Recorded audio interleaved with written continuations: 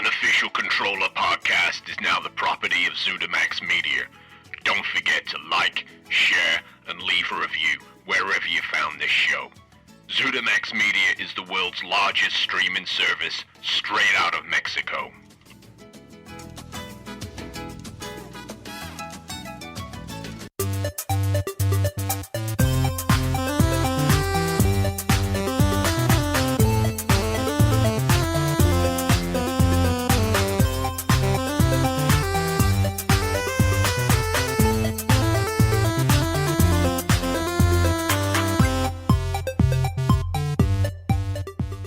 Hello and welcome to the Unofficial Controller podcast, your weekly gaming podcast, episode 74. Yeah, that's right, Bobby. The lofty heights. Achievements and trophies with me, George, as always joined by Bobby. Platinum Sekiro to my barely a bronze in Uno. How's it going? Good. I feel a little better. I was kind of sick during the week. I've been on tenterhooks. I mean, Eva's been in, mopping your brow. I've been in and out, changing your bed linen. I appreciate it.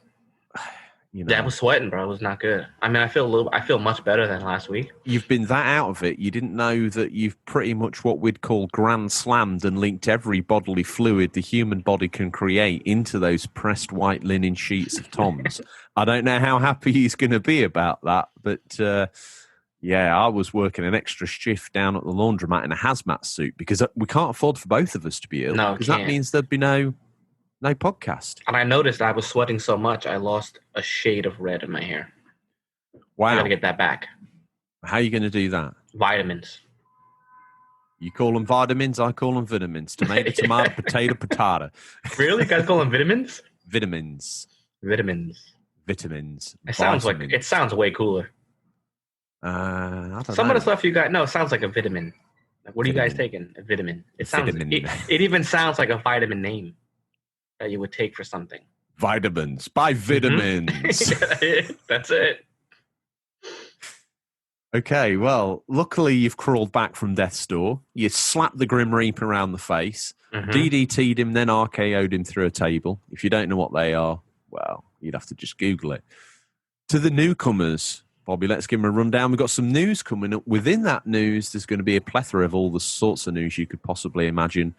Probably one for every trifecta of gaming, or 4 quadfecta of gaming you could imagine. Then we're going to go into the feature, which is all about trophies, a little bit of a history of the trophy and the achievement. And then we're going to ask each other in the audience what was their hardest, or maybe the one that got them beat, or their proudest achievement. Then it's Listeners Stingray, where we look through everyone's pickups for the week. Bish, bosh, bosh. The real man drives up the drive. He pops his boot. We pick Game of the Week. We also read out the new releases. Then we have a VHS, which I've been in the habit of forgetting, good friend. I've been getting in the habit of forgetting. Good job you're here to rein me in, that's for sure, because I'm pretty sure at the 2-hour 40 mark, people are like, well, hang on a minute. I want this podcast to continue so I can find out what VHS George is picking. 100%. That's the highlight of the show. The whole highlight of the show. That's why we keep them hanging on till the end. And then the show ends as we pick up our coats off the coat hangers and we get ready for the bell to ring at school when I ask you what you're hoping to play for the gaming week. But the show, let me tell you one thing, Bobby, the show cannot begin. Odders, haul yourself over to the right-hand side of the road, friend. Grip that wheel as I ask Bobby, what you been playing? I've been playing, nothing unusual here. Zombie Army 4. Oh, that's banned now. I'm almost done. I wish we should be done today. There's the god. There's a god. Get the platinum, get that out of the way. But I've also been playing Strange Brigade, which is by the same developer. So I've been kind of on a co-op. Give me a bit more info on Strange Brigade. So basically, if it's the same kind of gameplay as Zombie Army, you can put 1 to 4 players. You kill a bunch of hordes of enemies as you fight bosses and collecting. But this game, there's a puzzle to figure out. So you might have to have one guy go on the other side of the screen to read like hieroglyphics. It's set in Egypt, 1930. And then you would have to shoot a door with the corresponding hieroglyphs that your friends, stuff like that. There's little puzzles you can do. So it's not as bloody or anything. It's more like, I guess teenage friendly for your kids. You can play with, nothing crazy. Yeah. Okay. But that was pretty fun. I mean, we were raised on RoboCop versus Terminator and fatalities in Mortal Kombat. Yeah, for us, I mean, listen, we're fine. For us, I'm talking about like, maybe the these new younglings. kids. Yeah, the young, yeah, It's not 1980 no more, Is that all you've been playing? Pretty much, yeah. I'm really a two game guy. Well, very rarely I could do 3. Seeing as the PS5's coming out, I've been playing PS3 and PS2. So I've been playing GTA 4. I'm right near the end game of that. I've just done the Undertaker mission, so we're very, very close. Mm-hmm. And so that's GTA 4. Not really much to say about that. I'm still enjoying it, although it's getting to be... This will be the second or third time I've finished it now, so it's getting to be a little bit of a slog towards the end, I have to admit. I've been playing a little bit more God of War collection, which I don't need to labour on. I've been enjoying. I've also... This is going to be a bit interesting to you. Tomb Raider Legend on PS2 is actually stunning, and you can play it in progressive scan as well, in widescreen, and it looks fantastic. Really? Yeah. You know what? I don't think I ever played a Lara Croft on PS2 on PS2. It's pretty good, this one. Yeah. I played the original 3, I think, on PlayStation. Yeah. And then I played the rebooted one on PS3. So I'm missing a whole middle. You're not missing that much, but something can be said that's good about Anniversary and Legend for sure. And I think there's a third one in that trilogy called Underworld. Yeah. Which was very much in the style. To be fair, very, very similar to Drake's Uncharted. I've been playing Gran Turismo 4. Okay.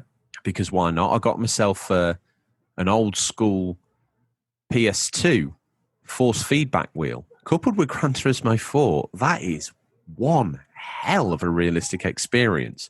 This wheel must have cost probably twice as much as the PlayStation back in 2004, back in 2005. Yeah. But now, mere pennies.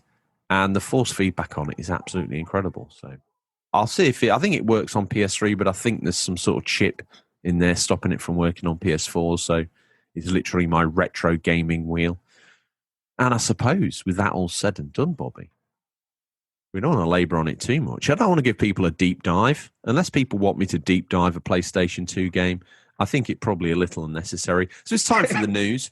We've scoured the very darkest regions of the internet to bring you the latest stories. First up, now we know what won't work. Sony's published a list of PlayStation 4 games that won't currently play on the PlayStation 5 through backwards compatibility. They said 1%, Bobby. I think across a scheme of 4,000 games, this is less than 1%, but there are some that won't work. The good news is selection is extremely small at this stage, and the manufacturer has reiterated that the overwhelming majority of its current gen console library will be compatible with its fresh format, many of which will also support the system's Game Boost feature, which may make PS4 games run with a higher or smoother frame rate. The following games, however, cannot be played on the PS5 and will be marked appropriately on the PlayStation Store to reflect this. DWVR, Afro Samurai 2, Revenge of the Kuma Volume 1, TT Isle of Man, A Ride on the Edge 2, Just Deal With It, Shadow Complex Remastered, Robinson the Journey, We Sing, Hitman Go Definitive Edition, Shadwen, Joe's Diner. Bobby, you better cancel that pre-order, friend, because it looks like you won't be able to play Just Deal With It going forward. So it's time to... Can I be honest? Yeah. I never heard of one game that you just listed.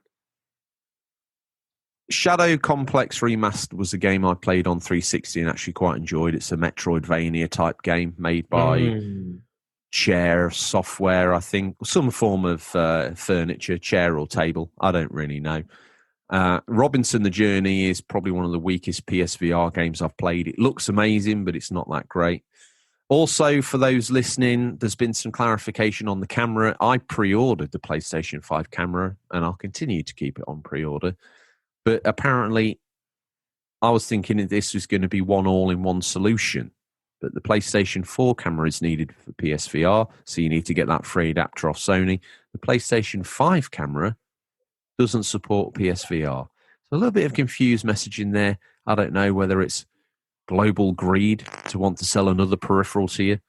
But Yeah, I think the camera mainly aimed at streamers and other bits and bobs, which isn't really me. I know I've dipped me toe in the old water, shipmate, there, but I'm about as popular on YouTube as Athlete's Foot in the gym. So maybe one day I'll go back to that, but maybe not. I could be described as the Athlete's Foot of the internet as well. A little bit itchy, slightly irritating, causes flaky skin in your socks. I mean, that's me summed up. I ought to put that on my CV, really, Bobby. Oh, my God. How would you describe me as an illness? Bro, you're just an ill person. I'm just an ill... Like in the dopest slang you can think of. Like, yo, who's George, man? He's my ill friend. He's my ill friend. And there I am. And they know. They know what's up. Oh, okay. All right. Yeah, well, look, a compliment served up on a silver platter like that, Bobby, I will gorge on like I'm at a 5-star Michelin restaurant. What's... So there we go. We've got that covered off. You're not that bothered because, to be honest, friend, you say you'd never heard of those games. I haven't played one of those games for at least a couple of gen. Wouldn't mind giving Shadow Complex another go, but if it means I can't play it on a PS5, I'm not that bothered. Yeah, me neither. I was planning on packing away the PS4 and putting it in the console museum. So technically, I could just put the PS4. Or if you're getting a PS5, you could put the PS4 away. Yeah. And play all the games on the PS5. Absolutely, yeah. That seems to be what they've committed to. Bar these, obviously, extraneous games that you can't play.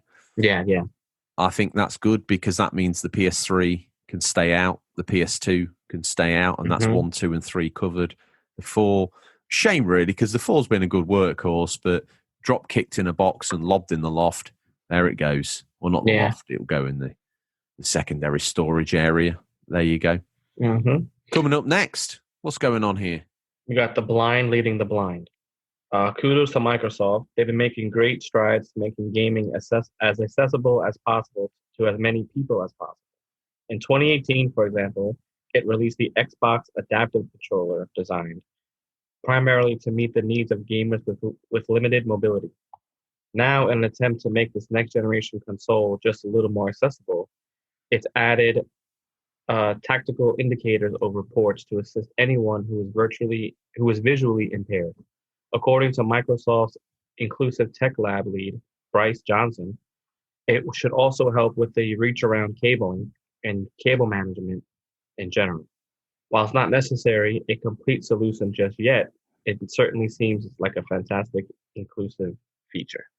Yeah, I stumbled across that and thought, that's an interesting story. And apparently it's to help the visually impaired. Then I thought to myself, and again, this is me being an uneducated yob, I thought to myself, blind people can't play video games. Well, there's varying different degrees of blindness. And I found a guy on the internet, I can't remember his name, something, the blind gamer. So he certainly embraces his visual impairment. But so there's varying different grades. I actually see this as being, they're there to help people with the reach around. In the UK is a little bit of a different meaning. So whatever. I'm pretty sure it's a different meaning over here too. Yeah, but Bryce is talking to the reach around cabling, which I see is actually the actual reason they did it. And then someone said, actually, you can make a good news story out of this. But fair play, anything to make the consoles more accessible is absolutely very much a must. Xbox becoming like the all-embracing machine there, so wonderful. No matter what you do, you can play an Xbox. That's amazing. Last bit of news. Doogie, go fetch your son and air, bring him close to the speaker, friend. Yes, Game Boy Matty, there is a heaven. A theme park dedicated to the iconic Nintendo gaming franchise will open its doors in early 2021. That kid just looked like he had 4,000 sweets. Yeah, I'm talking to you, Matty. This is how the internet works, friend. I come out the speaker, I talk to you. You've heard the music. Did you know Game Boy Matty thinks the unofficial controller theme tune is actually his own theme tune? Could be. He actually... I imagine that where he walked into a room and just automatically plays. It plays. It's his podcast. This is your podcast, Matty. This is your show. Super Nintendo World will finally welcome its first guests next spring when it opens as part of the Universal Studios Japan complex in Osaka. The attraction is themed entirely on Nintendo games with heavy inspiration from the flagship Super Mario series. It's been... Matty, you've got me all of a tither now. I can't even speak properly. It's been designed to appeal to all generations of gamers, for those who have the original NES to modern fans with the latest Switch consoles and everything in between. Park chiefs have revealed guests will be able to take part in real-life Mario Kart ride. Yeah, that's right. And ride dedicated to Mario's faithful companion Yoshi. In fact, leaked concept art suggests that the infamous Rainbow Road will be recreated. Careful if you have any sort of photo seizure sensitivity there, because that might end up being a little bit bad. With the ability to launch bananas and shells from their cart. Can you imagine? It was originally due to open this year ahead of the 2020 Tokyo Olympics, but the plans were forced to be shelved following the coronavirus pandemic. There's yet to reveal a specific opening date. However, park bosses are already giving fans a taster of what's to come in a series of newly released photos and the opening of a Nintendo-themed cafe in the park's Hollywood section. The world's first Mario cafe and store will offer exclusive themed food and merchandise, including Super Mario pancakes and sandwiches shaped like Mario and Luigi's iconic hats, as well as themed souvenir bottles, limited editions, drinks, and more. The exterior will feature oversized Mario and Luigi hat sculptures, as well as the iconic red-green colour scheme from the Mushroom Kingdom. What? You know, all they had to do was retheme an Italian restaurant. Since when? Imagine Mario going into a restaurant and eating his own hat. Yeah. That's ridiculous. It's like Disney World, though. Oh, you want a Mickey Mouse themed pancakes? You know, it's just the same batter and the iconic shape of his head and ears, and it's $25. Thing is, if you wanted a restaurant to appeal to a mouse, you'd have to be serving a variety of different cheeses, and I don't know how well that's going to sit with the world's children population as they arrive en masse like locusts at Disneyland. Come in, sit down. Or what's on the menu? Cheese, the fondue, there's some cheese-flavored crisps, there's cheese, there's a cheese-flavored water, or puddle water here for the mice amongst us. Yeah, it's going to be... You have a it's going to sip be... from the leaking faucet. You're going to need money to come here, for sure. What about this Nintendo-themed area? Are you excited for that? Or are you just so sort of... I mean, Game Boy Matt is listening right now, so, you know, keep it positive. I mean, if you're a Nintendo fan, it's amazing, right? I like Nintendo. If I had a kid, I'd take them. What would the Sony one be?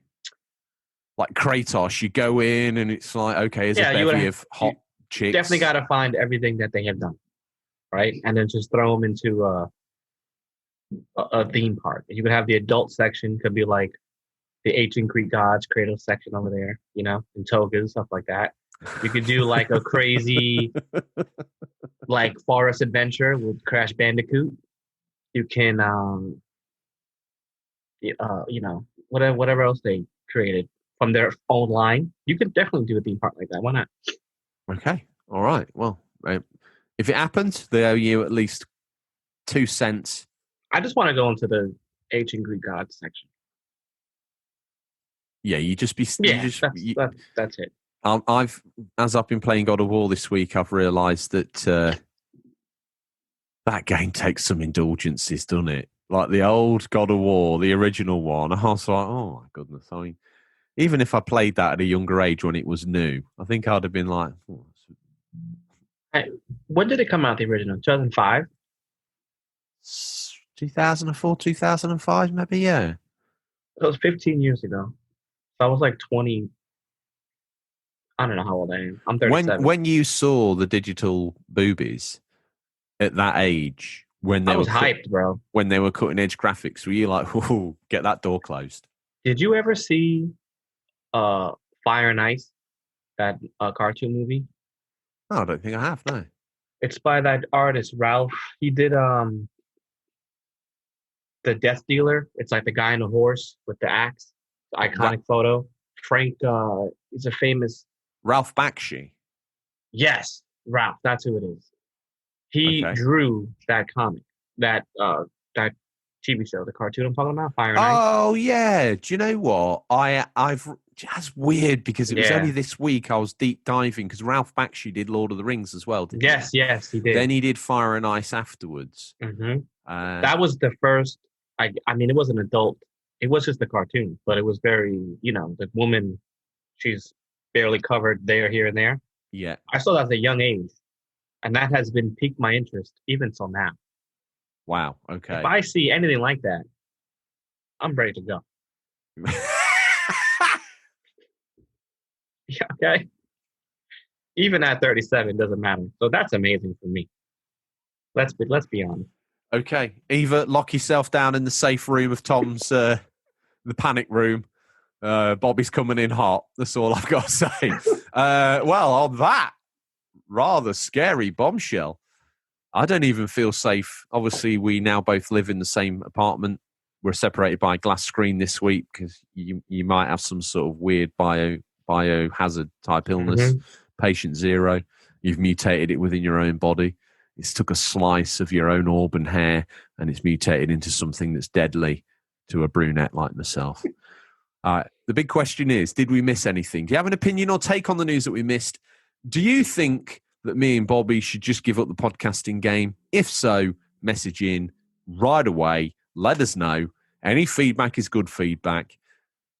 If they want to do that, Bobby, if they feel so incensed that we've missed some form of news out, and no doubt we've missed all the people playing Xbox One, Series X's or whatever it's called, and all that other hot take on news every other podcaster's got. How would the collective masses interact with us and let us know that we are just not fit for purpose anymore?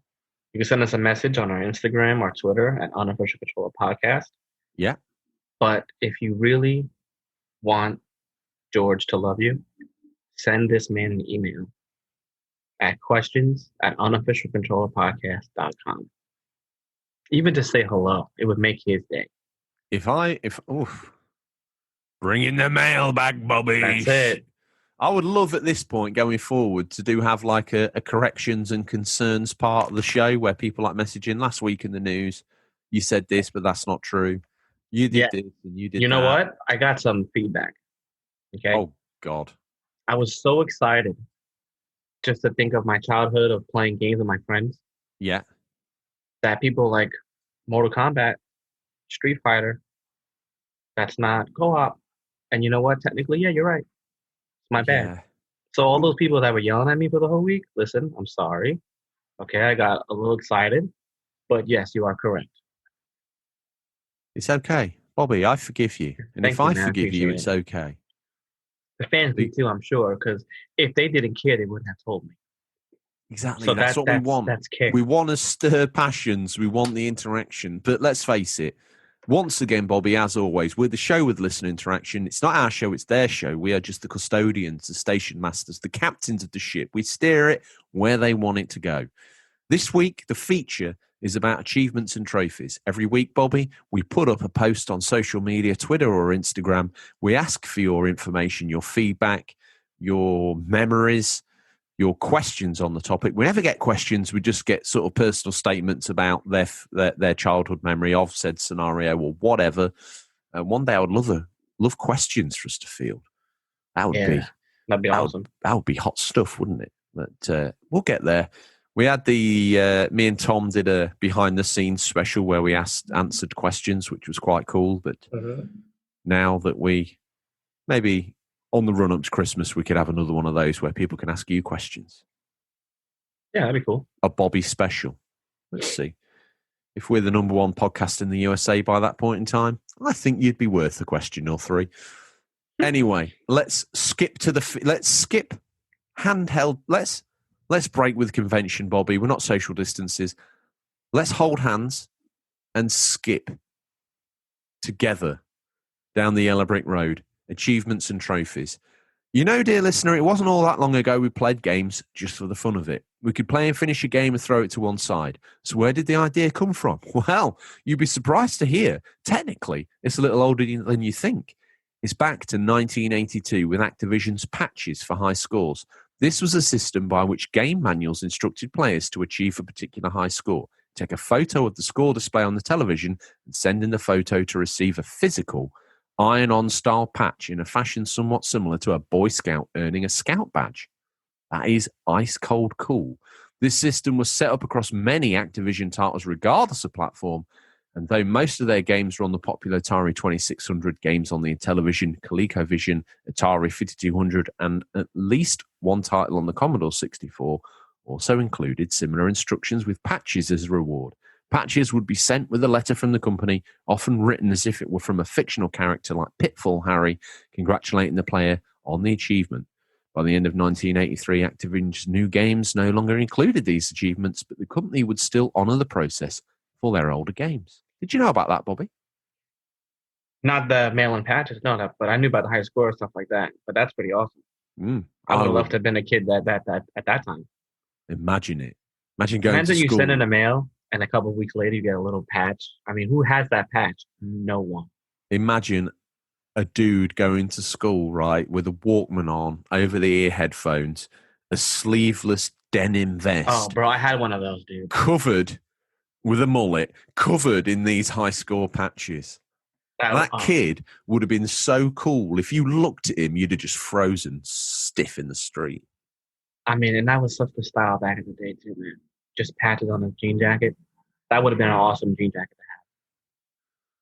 To be that kid. Mm-hmm. I'll let you continue. But what about Xbox? Yes.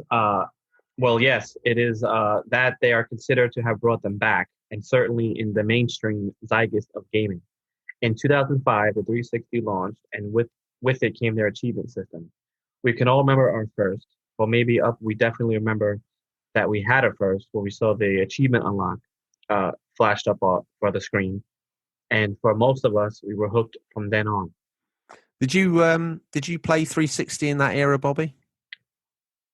Yeah, because I played Left 4 Dead with my cousin.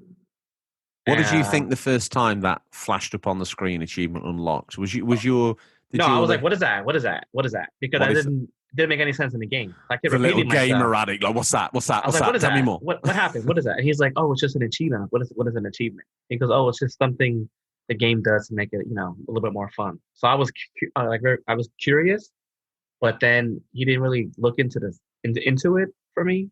I'm like, no, bro, stop the game, hit pause. Like, all right. Yeah, like I wanted to know. And then all of a sudden I saw a bunch of little things and I'm like, I forgot if Left 4 Dead 1 or 2, but one of them, the achievement was beat the game with just a pistol. And I'm like, who is mad enough to do this, man? I was like, that's crazy. So I just kind of forgot about it. And it wasn't my game anyway, so I just played with him. But every now and then you do something and something would pop up. I'm like, oh my God, look, we got another one. Well, following suit, Valve would attach them to their Steam platform in 2007, and finally Sony would catch up, implementing trophies on their PlayStation system. To this day, Nintendo have yet to add such a feature, and at this point one wonders if they ever will. But what are these legendary things we talk of? Well, if you don't know, oh my goodness, where have you been? Video game developers can add them on supported platforms for finishing a level, achieving a high score, mocking you for failure. They reward exploration or experimentation, or they can just drop like confetti for doing the most basic things with a game. So we asked on social media this week, what's your toughest, proudest, or even which one got you beat? They messaged in their thousands. These lucky few plucky heroes are able to unlock the achievement, which is being on the Unofficial Controller podcast, Bobby. Bling. Kudos to Microsoft. Bobby laughed so hard he headbutted his own mic off the table.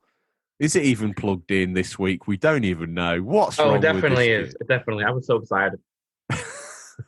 You're trophy mad. Kudos to Microsoft for bringing it back into the zeitgeist. Where would we be without them? And I think what I think about these trophies and these achievements is that it allows the developer to pull you deeper into the game to further admire their product and appreciate the hard work and effort they've put into it. When it's done right, it feels amazing. Yeah.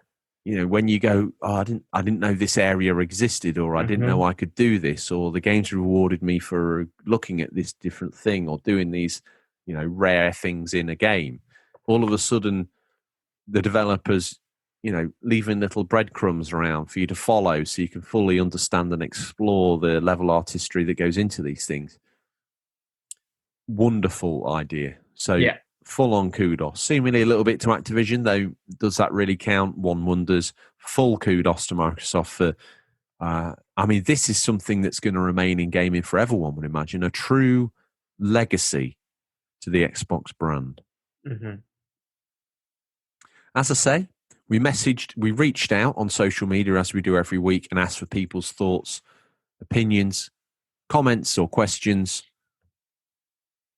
We normally get a host of people come back. First person to unlock the trophy. What's this trophy going to be called? What's this achievement called, do you think? The first comment. I don't know, man. Quick Draw McGraw, achievement unlocked. Boba Loba. What's he got to say? He says, this is an easy one for me as I'm not really an achievement hunter. Proudest and hardest is Through the Fires of Hell for beating the extreme track Inferno 4 on Trials Fusion. Wow. Here's an extract from the description on trueachievements.com.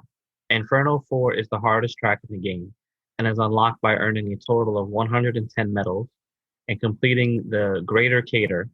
Once you unlock Inferno 4, you'll need to complete it in under 30 minutes and 500 faults to unlock this achievement. Full respect to Boba Loba. Definitely. Thanks for messaging in. And I'm bowing, if you could see it on a visual medium, I'm bowing to your ability.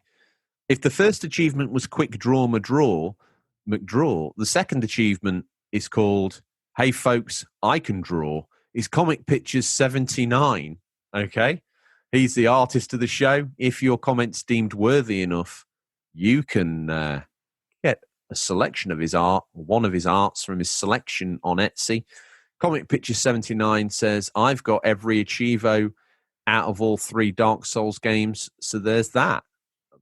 Not one to boast, Adam, but well done. Awesome. That is a hell of an achievement, and one, if you could see me, I am bowing. Yeah, that's amazing. Japanese style. C. Pliskin, what would his trophy be? Oh, it's Ireland's finest. Ireland's finest. Yeah. I like it. He says, trophies have never been a priority for me, but I think this one, I have no interest, is the Death by Disco trophy in 2016's Ratchet & Clank. Something about the idea of replaying the game again, but only using the Groovatron for the sake of a trophy just seems too time-consuming and unsatisfying. It's true. Listen, some trophies can be a grind. Big time. Some trophies could just be annoying that you don't want to do it, and some of them make a lot of sense. Like collectible trophies. Every game has them. Yeah. So I don't mind going for some of them. Oh, well, I do all of them anyway, doesn't matter. But I don't mind going for them, but some of them could be annoying, right? But like you said, sometimes there's collectibles in a game maybe you wouldn't have gone over and to look at. Yeah. And they're in this, oh wow, look how beautiful they did this building or whatever it is, and then there's a collectible there. It kind of adds to the story.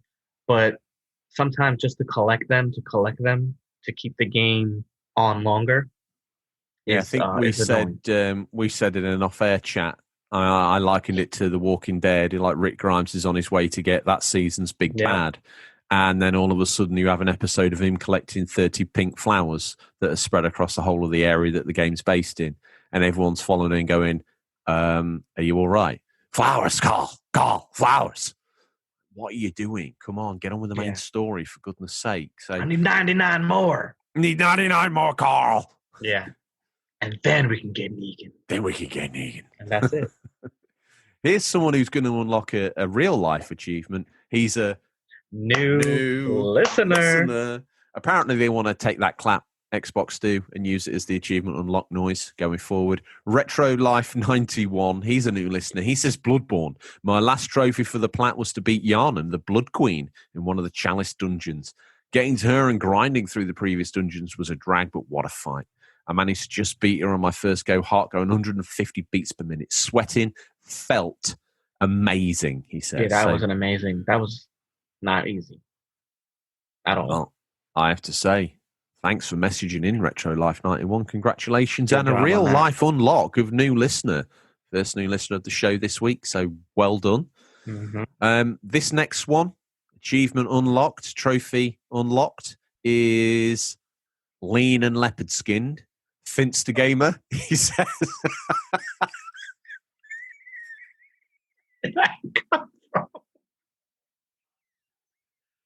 Bro, that's awesome. Okay. There we go.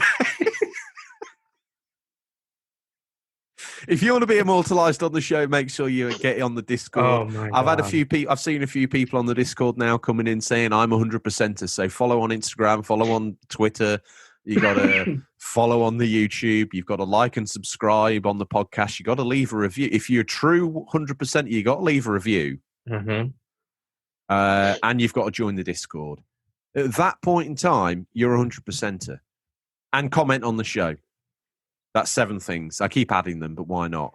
And then you've got to get someone else to join and do all those things as well. It's like a cult. Yes, it is.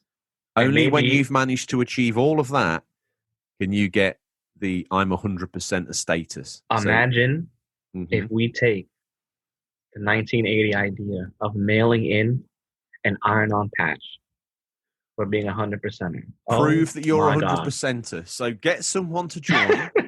Get someone to listen and subscribe. Join the Discord, Instagram, Twitter, YouTube, iTunes or Spotify. Like, subscribe, comment, leave a review, 5 stars, all that good stuff. At that point in time, you can be considered 100%er. When you've done that, message in, okay? It's getting the other person to listen and tune in, and then they need to be 100%er as well. Is that when you get the badge, if they become 100%er? Yeah, that'd be cool. Yeah, okay. Well, there we go. Challenge accepted. New challenge. So it's the gamer, right? What does the loincloth bedeckled thing say? Sorry, Finster Gamer. You've become property of the show. You're my plaything, my puppet. I just pick you up and drop you down as and when I please. Twizzle that mustache. What's he got to say for himself? He writes, I'm not overly fussed with 1,000 G or platinum in games, but I do often try to get as many as I can without it becoming much of a chore. Achievements and trophies tend to be a good indication of every feature the game has to offer, and it would gripe me having about 100 or 1,000 G. Feel like I've only really experienced a tenth of the game. Trying to complete as many as you can more often than not introduces you to areas, characters, and features that you may otherwise have missed. Nothing illustrated this better than open world RPG games, and the gaming accomplishment that I will always hold with pride is 100%ing Red Dead Redemption 2. Unbelievable. Not only was it a monumental undertaking, but it truly allowed me to see every character, animal, landmark in detail in one of the most glorious games I've ever laid my eyes upon. Fair play. That is an amazing accomplishment, bro. Good job. Well done, Finster Gamer. Up next, the achievement that trophy this one's going to be called. It's Wait, Bobby. This one's called Music to Our Ears. It's a fellow podcaster that just started out. It's called Hours Played. It's a couple, and they talk about games that they play together. I quite enjoyed the show. They've messaged in, so they also get their clap. It's Hours Played. New listener. Proudest moment, achieving the Dark Soul for 100% completion of #Dark Souls. Go check their show out. I will. What can I say? I enjoyed it. Like I say, it's quite well structured as well. Up next, what's this one? This one's the underscores, bro. Well, it's King of the Underscores, the Italian Stallion. I don't know which. Take your pick. It's different on whatever format you play on. King of the Underscores on Xbox, the Italian Stallion on PlayStation Trophies. Is Bada Binks to Retro Gaming. What's he got to say, Bobby? He said give him the Italian New York voice that we're looking for. Probably just your own. I could do it with my throat sore. I was thinking about doing an Italian accent. Shall I do an Italian Gonna accent? be- You guys are gonna think I'm a rubbish, but I've never really been into 100% completion. However, out of the following at the Chronicles of a game, I thought I'd give it a go. Managed to get the latest Modern Warfare to 100%, and it felt good. Now I'm currently trying to do Life is Strange. Any other easy games you guys can recommend? Mamma mia! That was my Mario. I don't know what that is. It's you guys are gonna think I'm a rubbish, but I've never really been into 100. I sound like I'm from Transylvania. Let me have a word with myself. Bada Bingster, thank you for your patience. You probably want to get me gunned down in the street now. I was trying to think of my coworker who's Italian, but like from Italy Italian, like he's really Italian with a heavy accent. And he used to be the painter, plasterer. So he would always be yelling. And he was like, "Hey, Bobby, pass me the compounder. I need a compounder. No more compounder." And I'm like, "Compounder? What's that?" Like, "Oh, compound? Yeah, I got you the compound." Here goes my paintbrush. Everything had an usher at the end of it. You guys are gonna think I'm a extremely fast, rubbish, too. but I've never really been into 100% completion. However, after following at the Chronicles of a game, underscores, I thought I'd give it a go. So awesome, any easy games you can recommend? What format does he play in? Is he a PlayStation gamer? If he's a PlayStation gamer who wants an easy platinum, he should try mine. Is it My Name is Mayo or whatever My it's name called? is Mayo, yeah.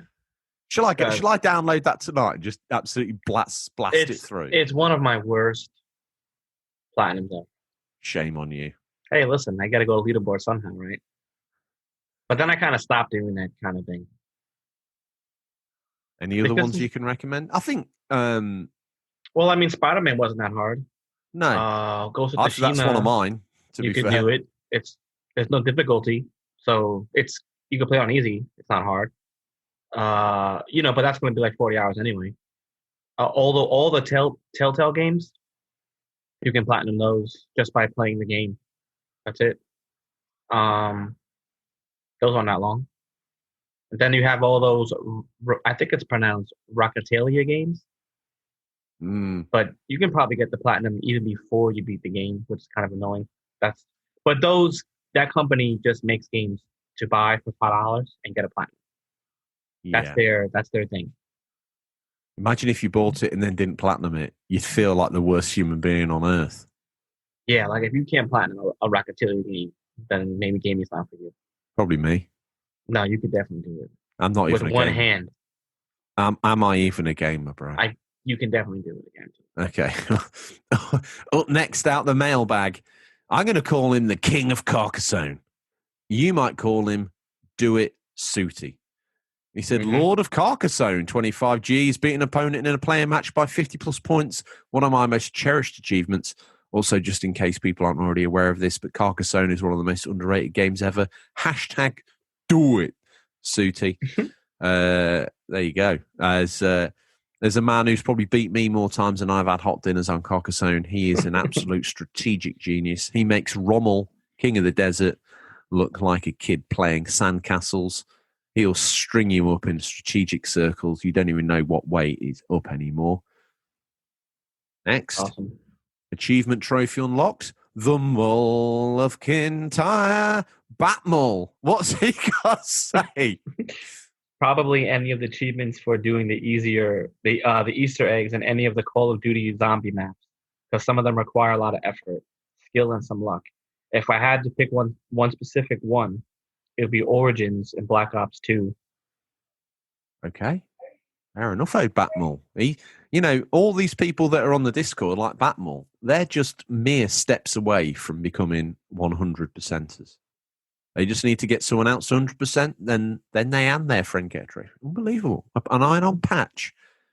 You're writing checks that El Buccio... Hang on a minute. El Buccio's on the phone. Don't think you're using any of my Mexican cartel money. No, okay, El Buccio, no problems. You don't want me to use any of that money on these badges? No, yeah. It's how we build, listener. Okay, no problems. Yeah, I understand. Okay. That was the boss of Zootamax Media on the phone. He says, if you want to do the badges, you got to pay for them yourself. You snivelling pair of hillbillies. So, yes, Sabuccio, no problems. Up next, what shall I call this one? Kindergarten Cop, achievement trophy unlocked. Dad can game. What's he got to say for himself, Bobby? I can't think of the hardest one. Probably one of the ones on Halo 3 that were online. Still could never get Mile High Club on Modern Warfare. Wow. Have you got Mile High Club? I don't know if I've got that. I don't play Modern Warfare. Oh, okay. Well, that would be your answer then, pal. Yeah. No. Nope. Well, I mean, no. I played. What did I finish playing? The remaster. Yeah. So that's probably online. Mile High Club is when you finish it. After the credits, you get to go on to the presidential plane, Air Force One, I think, from memory. And you go through and you've got to shoot a load of terrorists. Oh, no, that wasn't then, no. Is that in the remaster? I don't even know if that's in the remaster. It'd be a shame if it wasn't. I don't remember. I mean, I got the platinum for it. I don't remember the trophy. But I was on a plane. When you beat the game on Modern Warfare Remastered, it's you go into the museum, and then each wing tries to kill you when you push a button. But I don't think it was. That's probably another game. Oh, right. Okay. Yeah. Up next, Bob, we've got another new listener. Second doesn't mean last. Trophy achievement unlocked. Azure Golden Child. What have they got to say for themselves? I'm going to go with a lesser known plat. At least one I didn't see it around that often was Hack GU Last Recode. Particularly tough because 1, book of 100 to rank 9. Need I say more? 2, it's a niche game that there aren't really any guides online for, except the ones from the PS2 era. It is a worthy plat if you can tough it out. Good job. Play and respect, yes. I mean, so far he probably needs to be... he's the one that's on the king's chair being carried through downtown New York by good selves. He's got a mask on. Obviously, we're masked up, and the chairs designed so me and you are at least 2 meters apart from each other and from him. They're awfully long poles. Yeah. But that makes it very heavy on the shoulders. But we've got the big shoulders, Bob, because we carry this show. This is... What's his achievement stroke trophy unlocked? The Wheelman. And I'll tell you why. Because this man helped me zone in on the wheel to get for the PS2 I mentioned at the top of the show. It's my PS2 library. He says, I once set a second fastest in the world lap time on Drive Club back in the day. I don't remember if I did get a trophy or achievement for it, though, but I do remember thinking, I probably won't achieve that again. Nor would I want to be honest. It's good fun, but it wasn't fun enough to justify that amount of effort. I didn't realise. Oh, of course, this lady here, this is... everyone remembers their first achievement trophy unlocked. It's a new listener into the Hanaverse. She said, as you know, The Last of Us Part 2 is my first and only plat. Because I was scrolling through Instagram and saw she'd done that on Last of Us Part 2. And I was like, congratulations. You need to message in. You need the big props of 2 grown men reading your name out loud. Yeah, that's awesome. On the internet. Good that is a worthy effort. Because that ain't no easy task. I see people dropping it left, right, and Chelsea, and I'm like, kudos.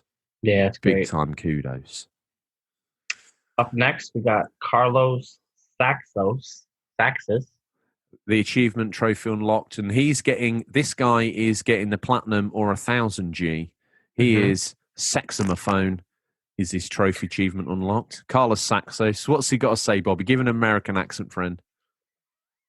He says the only platinum trophy I have achieved is for Rocket League, and that is only because I had played the game for hours and hours.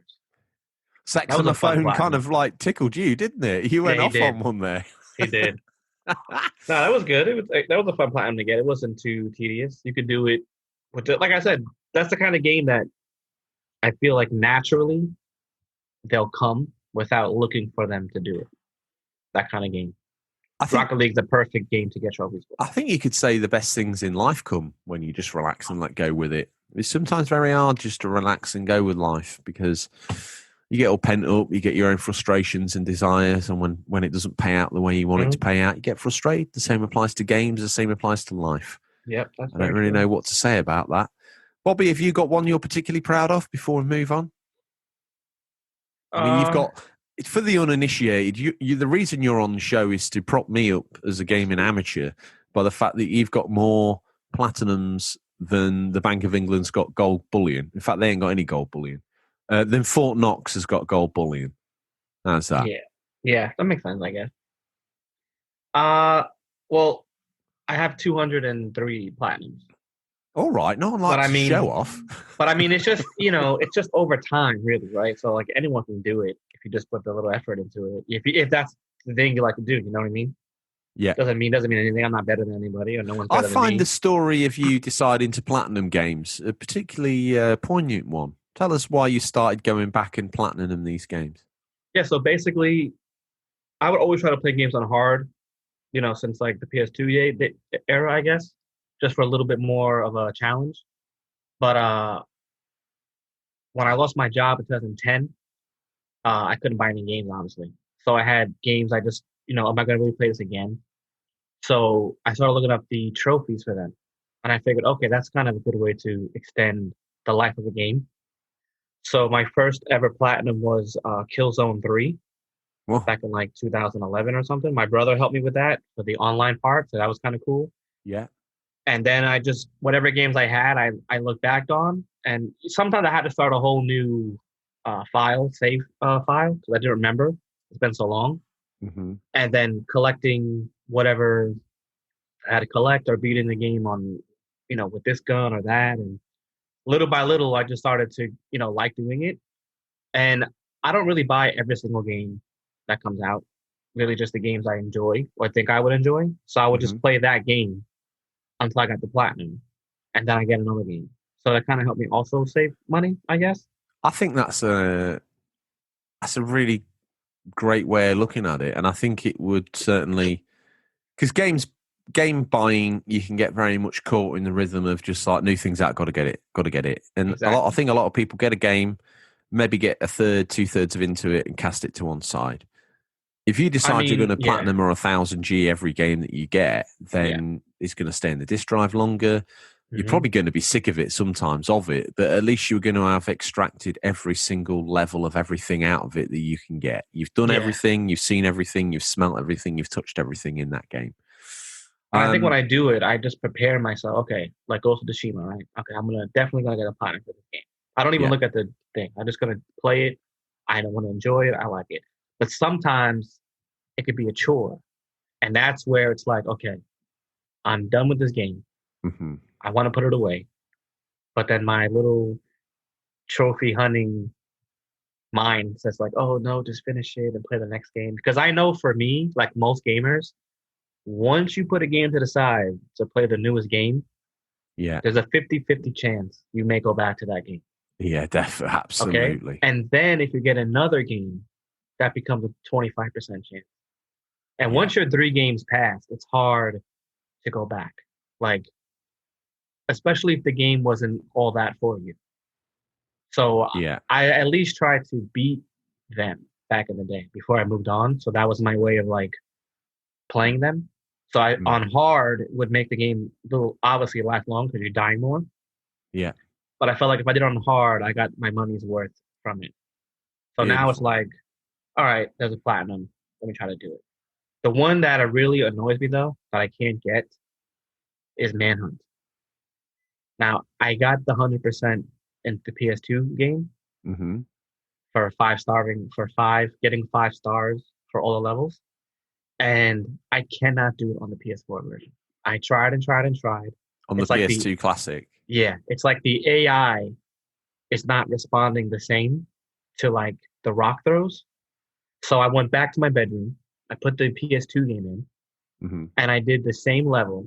It took me like maybe 2 tries, but I was that Dave? That was Dave, 100%. Always revving it up. And I did it with like 2-3 tries. Okay, no problem. I went back to my living room. Just refresh my memory. You use the rock throws in Manhunt to get people to, they kind of respond to audible cues, don't they? The AI, so they would come close so you could perform an execution kill. Yeah, exactly. Right, So okay, yeah. for you to get 5-star, you had to get a certain amount of points in a level. Yeah. So obviously, the faster you could do the level, the more aggressive the kill was. So there's 3 tiers of kills, like low, medium, high. So obviously, the red kill would be the most points. So you want to do as fast as you can. But I've thrown the rocks into the areas where I can get them. No problem on PS2. Went back to the living room, did the same exact thing, and it's like they're slower to respond or they just don't come at all. And then when they see you, I feel like because the game is a little bit brighter, Dave? they kind of change. Like the AI vision is much better in the PS4 version, so you can just hide in the shadow quickly. They even come follow you. So that's one I would like to do. But like I said, I tried, and it happens, right? To the best of us. You can't do it. No big deal. I'm not going to cry over it. I would like to go get it. But now I have so many games. Am I really going to go back, download Manhunt just to do that? And I don't really care. I think something happens to the timing sometimes, because I think although the remake of GTA San Andreas is probably a bad example because it's a botched mobile port they forced onto Xbox 360 and PS3, I believe. But there's something that happens with the timings that doesn't allow the AI to respond in the correct way. I wonder if you checked on trophies.org or whatever it is to see how many people have the platinum, to see if anyone's actually managed to wing it or whether it's people have gotten it. Even recently they've gotten it. But I guess for me, I just can't do it. Like my friend, I got the platinum for Dark Souls on PS3. Yeah. So I'm not going to play it again on PS4. But my friend who did it, he said that he had a much harder time playing on PS4 or even Xbox One because apparently the frame rate or something, it's much faster. So your weapons deteriorate or break easier. Which I don't really get into all that. I don't know, but I guess it's true. If he did it, he said he struggled with it. So there are just some games that, it's hard. Oh, the other thing that we forgot to make you 100%er, you've got to post in Stingray's boot. Oh, yeah. And if that's not enough of a clue, I think it's time, Bobby, for us to take a peek in what we affectionately call Stingray's boot.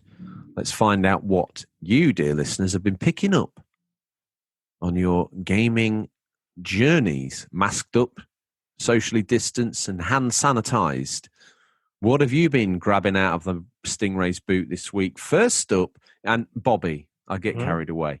If you were out there and you were like, oh, I've just bought a new game, or I've just bought this geek thing, or I've just been to a thrift store, flea market, charity shop, whatever you call it, and you bring it home, you arrange it in a pile, you take a picture, you go, I'm going to post this to Instagram. What do they need to do at that point to get it in the boot?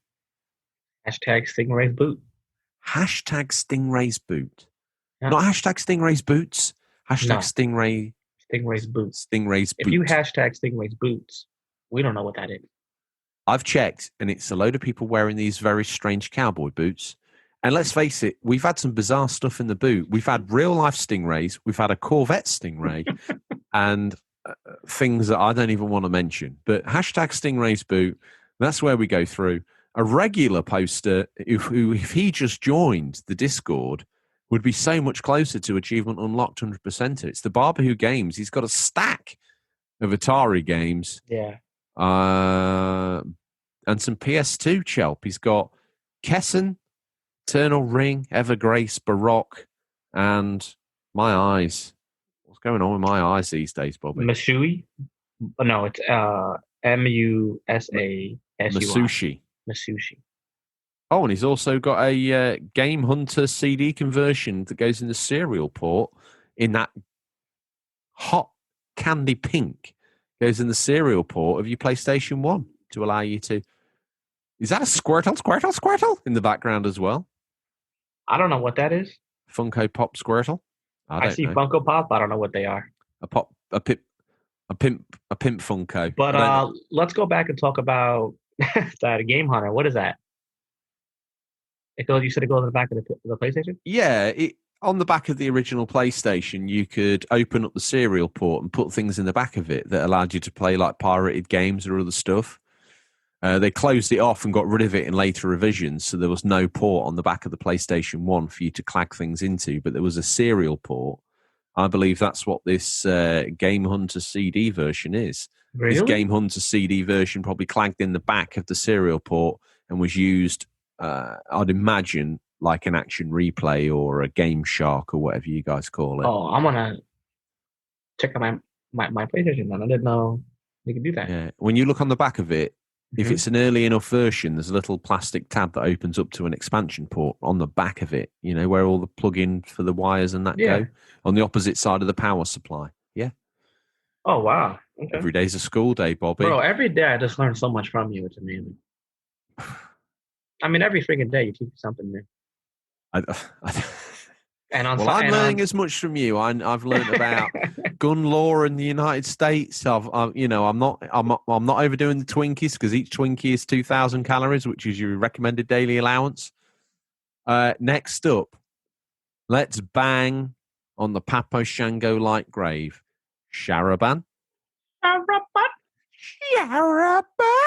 He's crawled out the grave, clutching.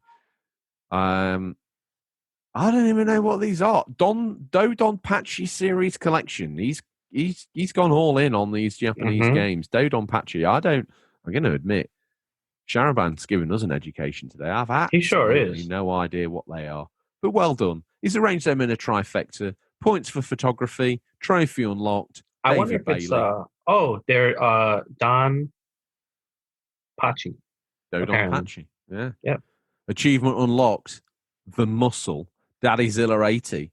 He's got a copy of Looney Tunes on the PlayStation 2 and a copy of Battletoads for the NES one, presumes. Epic work. No, it's a sign. Awesome. Always read the description. He sat there pounding his fist into his palm. George, just slow down and read your comments, you loser. Apologies, Daddyzilla. I beg forgiveness now and forever. Next up, it's the here he is, look. There it is. The next generation of the show. Devin. There it is. Looking cuter than I can possibly imagine. Clutching. I am a repro. But he's happy of Bubble Bobble 2. Yeah. As Daddyzilla says, it's probably the only way we'll come across it. Stingrays boot. I hope Devin's ill as well, bless him. He's been a real trooper over the past 12 calendar months. I think his sister was poorly. Then he got a little bit poorly. And the Zillas have been through it. But we hope that loyal listening family is doing well. Wish you the best. Take care of yourselves. Up next, Harvey Retro. Looking like the member that got kicked out of Bon Jovi for being too handsome.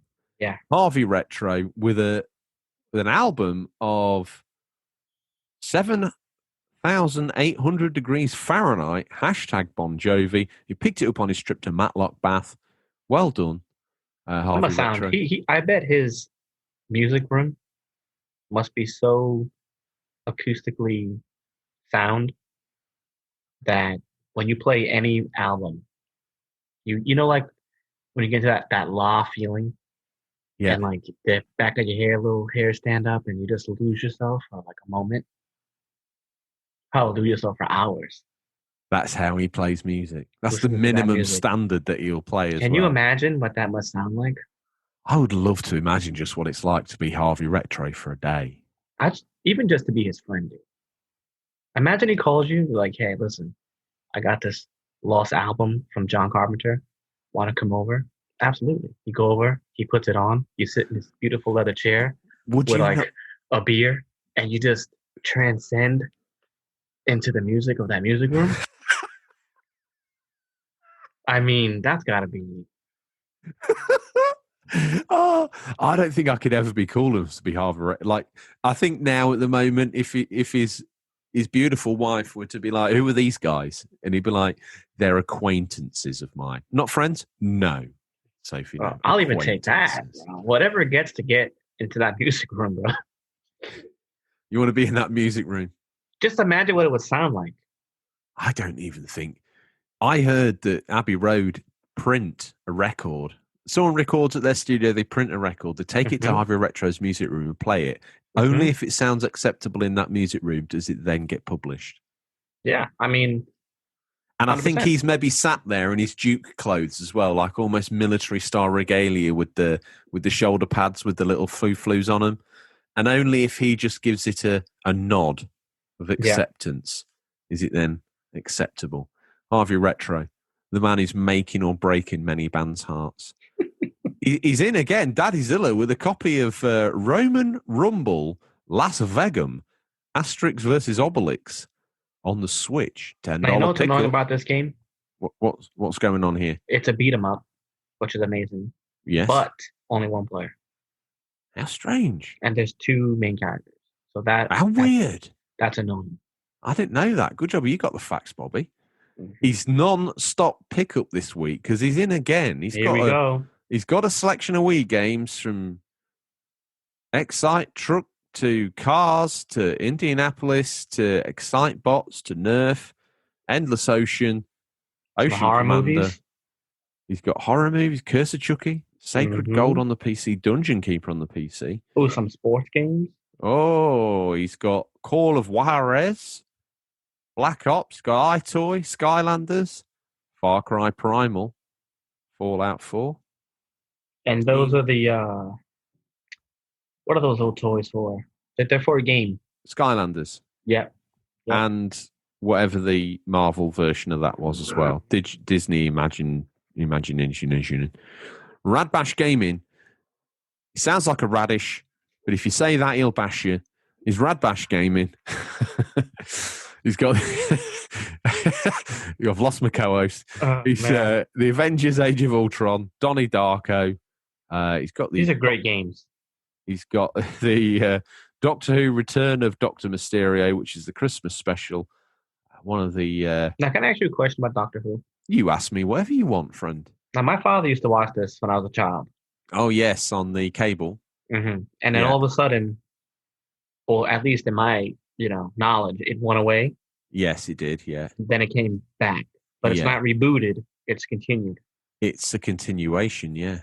I think if you and Eva sat down and watched the new version of Doctor Who, starting with Christopher Eccleston, the bad guy from Gone in 60 Seconds, you and her would be hooked in. It's a little bit naff in places, that one, but I think if you just latched in and watched it through, you'd have a good... Maybe it was your turn to pick a series. Maybe you should pick Doctor Who. Okay. Because my mom didn't understand the show. She used to just go into the room, and he would sit there and just not talk. It would help you perfect your British accent, for sure. Oh, I'm sure. And Blades of Steel is classic. Blades of Steel. I've just activated the next guy. I touched on him a little bit too much, and I ended up in Ozcat's profile. So that's who's up next. Ozcat. What the hell is this, Ozcat? I don't know. He says, I want to come clean. Is this clean? Because, this thing looks like a variation between... I don't even know. Let's find... What the hell? I want to come clean. I mean, is this safe? Is this PG, Oscar? I don't know what I'm looking at. It's a variation between the sort of thing you find in your mum's footlocker and the sort of thing you find in Cheech and Chong's car. It's I want to come clean. In my mid-30s, I watched Inside Out for the first time about a month ago. I loved it so much. This cotton candy, elephant, dolphin, cat brought tears to my eyes. Bing Bong turned into such a beautiful part of the film, and what he did was beautifully done. I've been kicking myself at the fact I waited so long to see the film, but I'm extremely happy I did. It does an exceptional job of displaying emotions and educating people on the fact life isn't always going to be sunshine and rainbows, and there will be storms and sadness throughout, and that's what makes us human. Take her to the moon for me, Bing Bong. So maybe that's Bing Bong. Yeah, which I think is from the Pixar movie Inside Out. So it was my dirty mind and adult mind that took it somewhere it shouldn't be. I've got no idea what it actually is, but fair play. Maybe if I watched Inside Out. Oscar, thank you for listening. You're not far away from being 100% a friend. Just a little bit more effort would be achievement unlocked. Rad Bash Gaming, Radish Bashish Gaming. Here he is. What's he got? He's got James Brown CD. That's awesome. That's Dave. What's that? Was that Dave? Or it sounds like Eva's drawn a reverse pentagram on the wall and she's summoning a demon into the room. That's enough of that, Eva. And there's Red Diesel. Red Diesel. Hey, boys, I live my life quarter second at a time. That's amazing. What? Golden Compass, some Akira figures, and whatever else they are. Doctor Who, something. Another one. Got another Doctor Who? Where? Right-hand corner. Oh, he has. Looks like a comic. That's the newer one, right?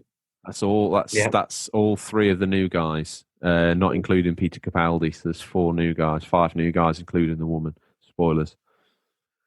Up next, probably one of the biggest egotists in gaming. It's the Unofficial Controller podcast. They like the hashtag so much they put their own stuff in it. I mean, what self-serving scumpigs. If you ever stumble across a couple of co-hosts that are involved in that show, give them a sharp kidney dig and wish them their own untimely demise. We don't wish it on anyone else, but the Unofficial Controller podcast, they deserve nothing but being spat on. Someone's poured some M&Ms in a trophy mug and displayed the achievement unlock sign. If you'd seen that and commented, you'd be on the show. If you didn't, you can't and you won't. But it's in the boot, much like you could be if you put the effort in. 100%. Yeah. There's lots of things you got. Those that want to be that 100%, they get the patch. Write down all the steps. Prove to me you've done them. Then we can talk turkey. And it's the right time of year. Thanksgiving's coming up. Christmas is coming up. We can talk turkey. The Barbaro Games is back, this time with a new-looking title, Crash Bandicoot 4, It's About Time. The much-awaited, you do a trilogy, it's not good enough anymore. Oh, you need 4 parts.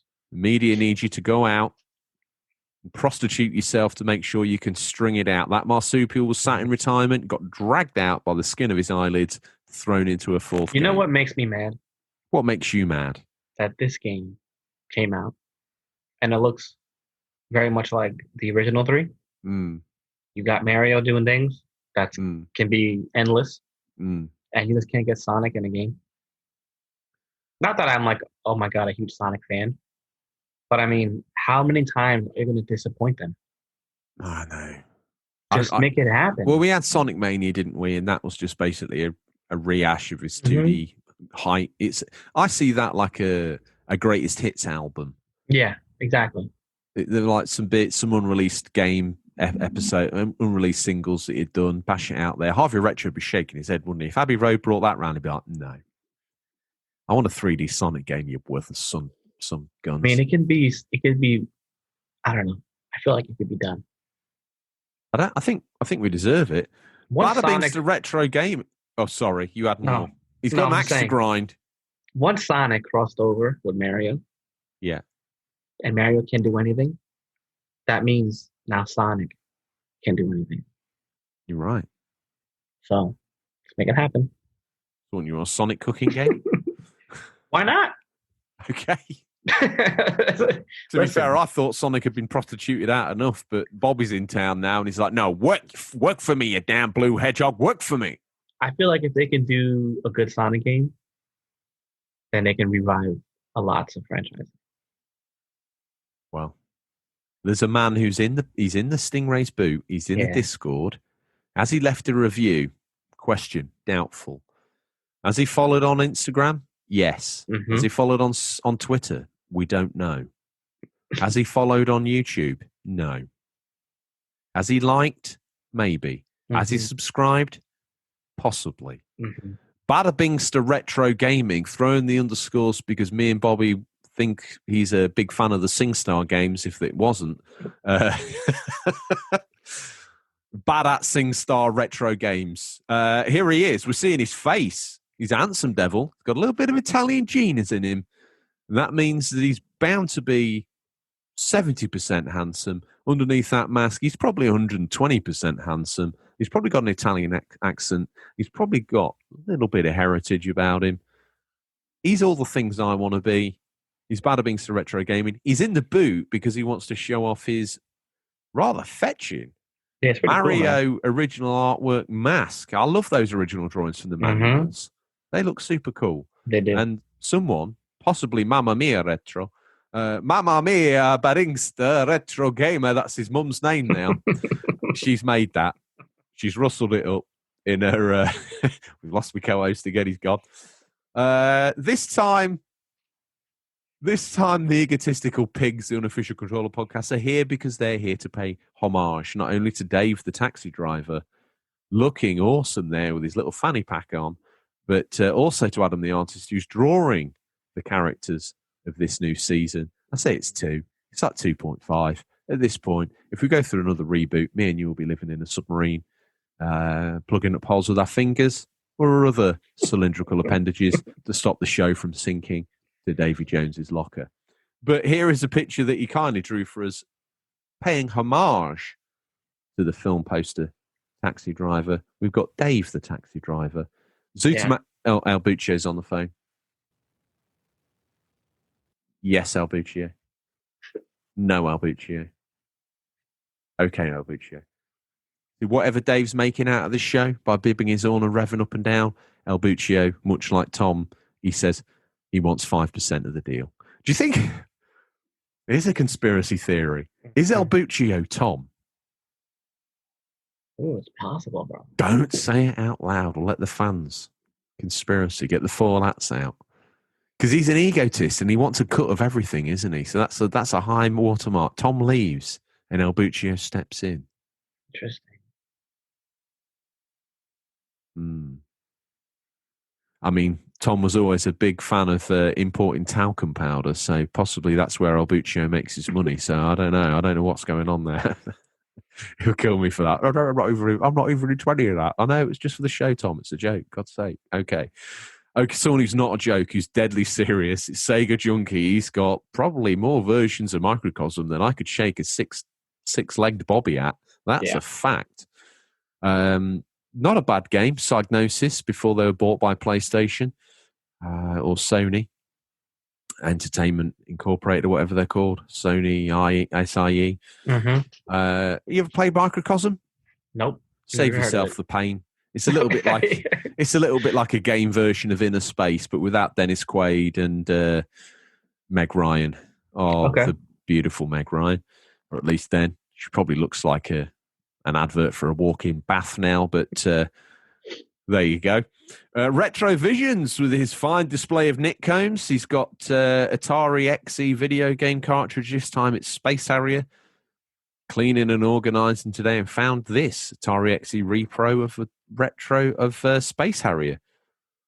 Sega Junkie, here he is. Now, in Europe, they released tins of paint that didn't have paint in them, Bobby, but they had a T-shirt sometimes and a couple of PAL video games. And they were called the booster packs. You're not a proper Sega fan collector unless you've got 3 or 4 of these tins in your collection of games you've already owned. But there you go. Awesome. Very cool. So he gets a like. He's got 407 likes. There's at least 406 other people on the internet that go kudos to you. Here he is again. Oh, this is awesome. Bad at SingStar and retro games. He's got a copy of Too Dark. Yeah. So you sound like a fan. I'm going to press like. What's the story with this game, friend? It's looks like an old school 16-bit kind of game where you have to stop a murderer who has murdered your loved ones. Well, okay. It's pretty dark though. Like the storyline's pretty dark. It's going to be one of my Halloween special reviews. Oh, right. Okay. I'm looking forward to seeing it. So if you can get the chance to play it, I would definitely do it. I shall look that out. Here is the Australian pussy, Ozcat.tv. He's got his own TV show now. He's got a copy of Ready to Die, the Funko Pop album of Notorious B.I.G. Fair play to him. That's awesome. You can tell this guy's built his extension out of Pop Funkos. One side, it's all waterlogged and sun-beat cardboard. On the other side, he's warm and dry because he's got his Pop Funko wall. He's here again with his Cubone, Batgirl, Scooby-Doo, whatever's going on there, and Jean Grey. Harvey Retro, I feel we've done the full turn of the wheel here, my friend. Yeah, this was last week's one. Okay, well, we didn't give Top Gun and Harvey Retro's audio file qualities the respect they deserved last time, so I'm begging forgiveness from the Puppet Master. Mm-hmm. Maybe we will be allowed a reprieve. Maybe he'll let us do another show if we're lucky enough. If you want to get on Listeners Stingray, you got to go take a picture of the tap that you found, and we've had everything. So if you want to take a picture of your shoe, why not at this point? It's a very easy way of unlocking the 100% achievement. Get a picture of your shoe, take a picture of it, stick it on Instagram, put #stingraysboot, and me and Bobby will find something nice, more than likely to say about it. Or maybe you just want to be on there so we can mock you. I don't know which way. If you're a stalwart of the show like Carvey Retro, we probably spend half an hour telling you how amazing you are and how we wish we were you. I certainly wish I was even 10% as cool as he was. I'm not. I'm a sad middle-aged man with a gaming podcast that has global reach, admittedly. Well, you're not really middle-aged, man. I know when I'm going to die, so I'm already over middle-aged. Statistically, I'm already done. You gotta stop listening to Stingray. Stingray knows. You can't. I mean, he knows a lot of things, but can you know that? I'll tell you what he's been doing this week. He's been supplying Zoltar toys, you know, the fortune things, to piers and fairgrounds in and around mid-state USA. Did you also know that he installed an air fryer in his trunk? What is it with air fryers? I don't know, but he's on it. So, if it wasn't for air fryers, there'd be no commercials on TV in America at the moment. No, I mean, I'm not gonna lie. The chicken wings that he pulled out from there. Yeah. When I saw them, they were not bad at all. They weren't chicken wings. Well, whatever they were, they taste like chicken, and that's okay for me. Every meat tastes like chicken, Bobby. That's the one danger you've just. Whatever it was. The skin was crispy. That's all we care about. With a little salt inside. Wow. There's a man who's building himself back up after illness. I tell you what he's also got in there. He's still got some of those rebranded multivitamins he's calling COVID cure. Some even say he popped by the White House's medical facility and dropped some off for Big Papa T. POTUS. Mm-hmm. POTUS. I love how the military call him POTUS. You know, it took me a long time to figure out what that meant. Your own leader. Mm-hmm. POTUS. Got to get POTUS to safety. And he's a man that got POTUS to safety. And now it's time. Here he is, Bobby, as he tears up the drive. It's time for a peek in what we affectionately call Stingrays boot. What's nestled between some counterfeit nappies and a dodgy copy of Battlefriend All this week. These are the new release highlights for the week September 5th to October 11th. I think that's correct, Stingray. Don't beat me if it's not. 2020. Listeners, these are out in digital, physical, or will be by the time this podcast is in your feed, but could be. They could be region dependent. Now, obviously, the Ray, he knows no respect to regions. Mm-mm. Have you picked a mummy from the boot?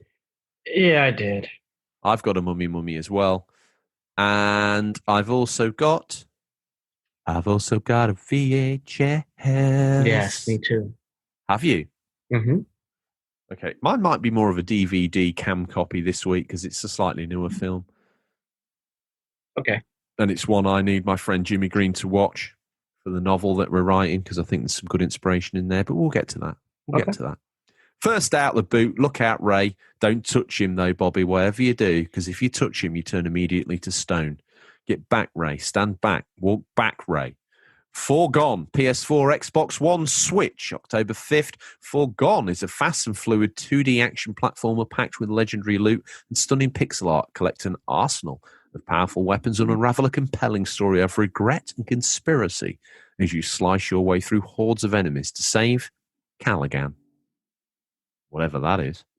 Yep. There he goes. See you, Dave. See ya. Up next, we got Ninth Dawn 3, Shadow of Ethereal for the PC, PS4, Xbox One, and Switch, October 6th. Ninth Dawn 3, Shadow of Ethereal is a massive open-world RPG dungeon crawler packed full of content featuring more than 270 monsters to fight and capture a fun card game with 180 cards to collect and over 1,400 unique items to board. I like the way that both Red Diesel and Dave want Stingrays pulled up, try and incite him into a race. But until the boot's finished, actually. He can't, can he? He's not allowed. Nope. He knows that, and they know that as well. They're goading him. It's a weekly thing, and they don't even come close. Get ready, Bobby, because this isn't my mummy. It transcends mummy, mm-hmm. This one. This is Baldur's Gate 3. It's for the PC. No, this is not my mummy. Okay. But we've got to give this... El Buccio wants us to make sure that this game on a certain platform gets all the respect and kudos. This is my pick, actually. So. All right. So this is your mummy. It's Baldur's Gate 3. You could play it if you're slightly below average on a PC. If you're one of life's winners and want to win a trip to Mexico courtesy of ZutaMax Media, bullet holes and dodgy tap water provided, you could download it as part of the package on Google's Stadia, the most powerful console in existence. Whenever you think you've got something that's as powerful, Xbox Series X, PlayStation 5 Pro, you could just stack another rack in there, supercomputer, and Stadia just grinds it to another level. It's PS7 while we're all playing PS2. Baldur's Gate 3, forget the PC, get it on the Stadia if you're even close to resembling a human being. October 6th, gather your party and return to the Forgotten Realms in a tale of fellowship and betrayal, sacrifice and survival, and the lure of absolute power. I love the first two games on the PS2. I like them. That's why it's your mummy. Yeah, even Champions of Norath I liked. I enjoy those kind of games. Because you're such a team player, and ZutaMax era is really your era. You chose that because it was on ZutaMax's Stadia. 100%. But also, fellow. You're going to end up. The show's going to end up being yours. You and I don't know who. Ghosts show. Tune me, bro. All the way. Tune me, dude. Ride or die. Ride or die. If you say, listen, I'm done, you know what? I'll hug you and we'll hang it up. Hang up the Spurs, the UC You're the Spurs. show, bro. I ain't the show, bro. You're the show, dude. The format's the show. You could bring in a trained monkey to ooh and ah at the right places, and they'd be like, yeah, it's the Unofficial Controller podcast. It smells like the show. It tastes like the show. It even looks like the show with the beard that I've got on at the minute. Yeah, I could be a monkey. I'm more like a shaved gorilla, probably, but, whatever you need me to be. What's Next, we have Democracy 4, which I didn't know that there was 3 other previous games in this franchise. Get with the program. For the PC. Check your pulse, brother, because if you haven't played Democracy 1, 2, and 3, are you even alive? Are you even a gamer? I mean, wow. Oh, you're asking even if you're alive. Yeah, I mean, for PC October 6th, Democracy 4 lets you take the role of president/prime minister, govern the country, choosing its policies, laws, and other actions, and both transform the country as you see fit, while trying to retain enough popularity to get reelected.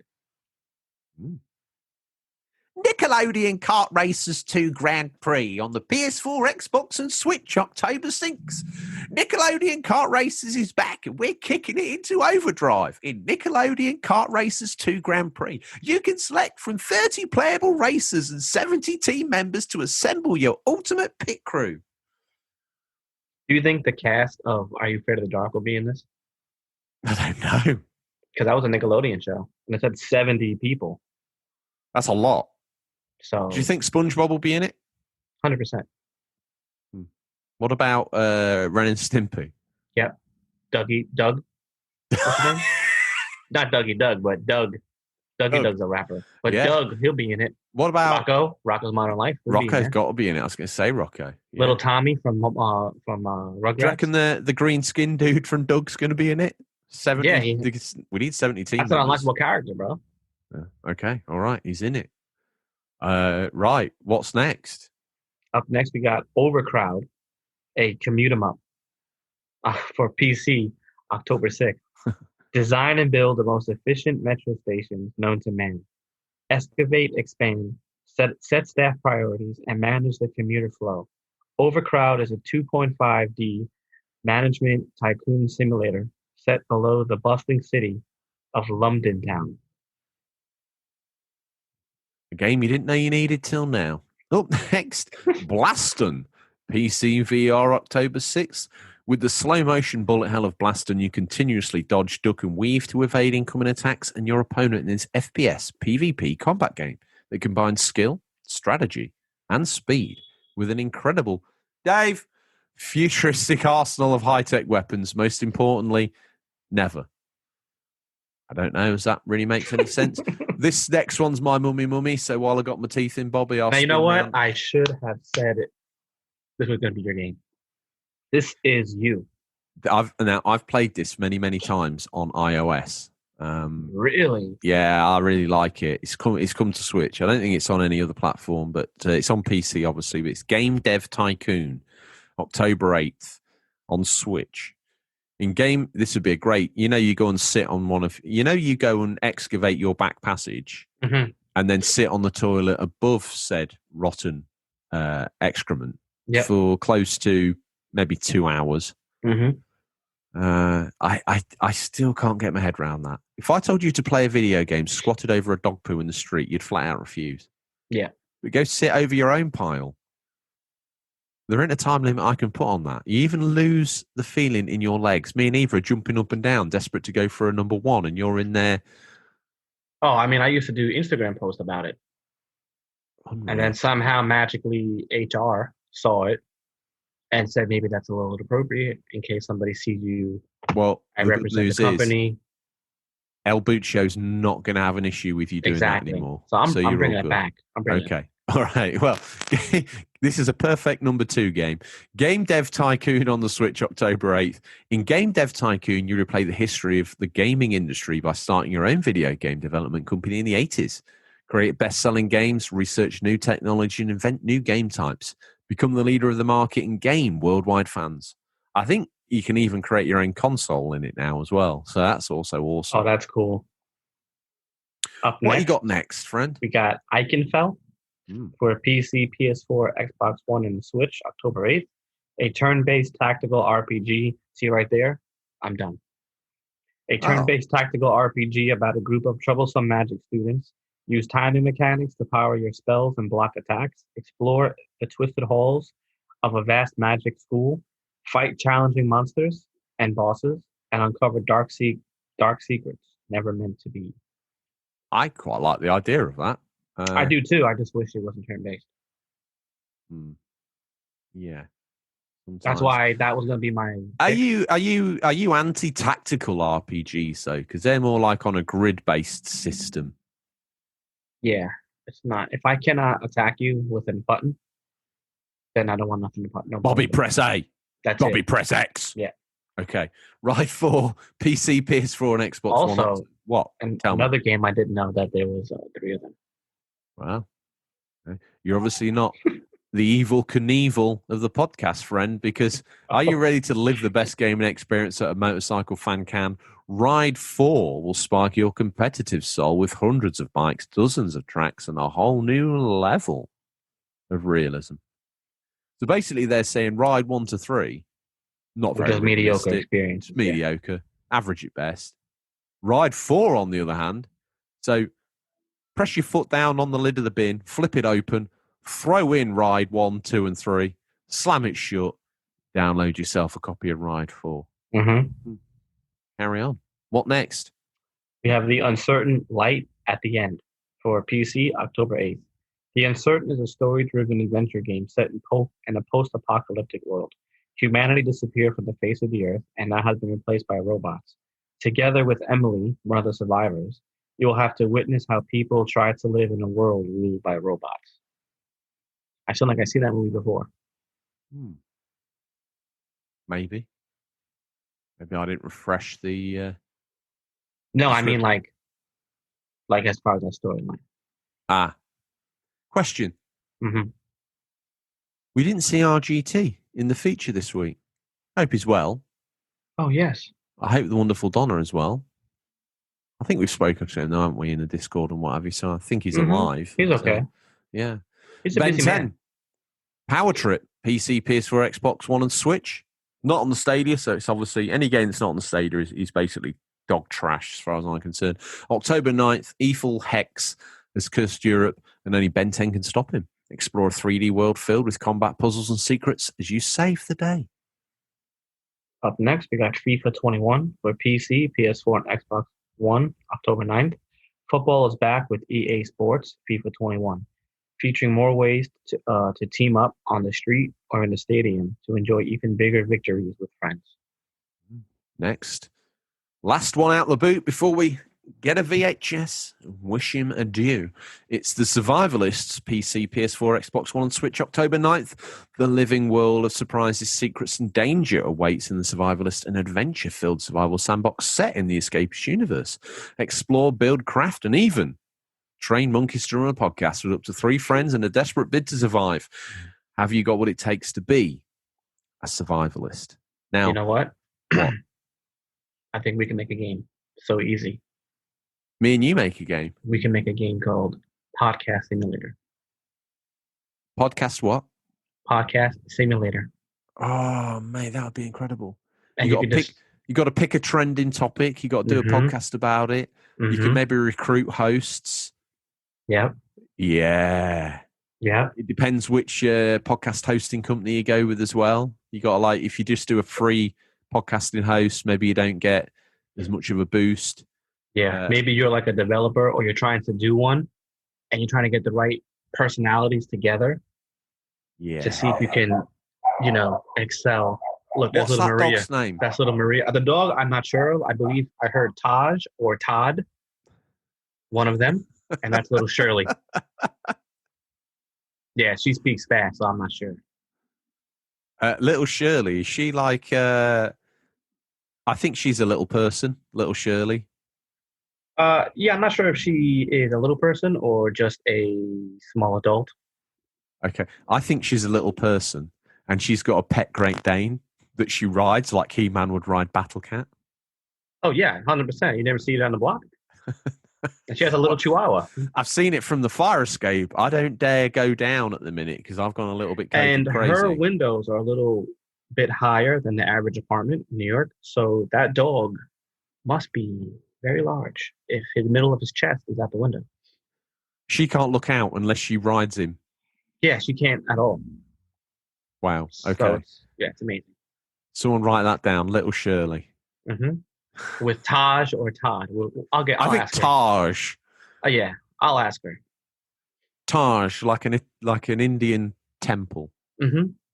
A great name for a Great Dane.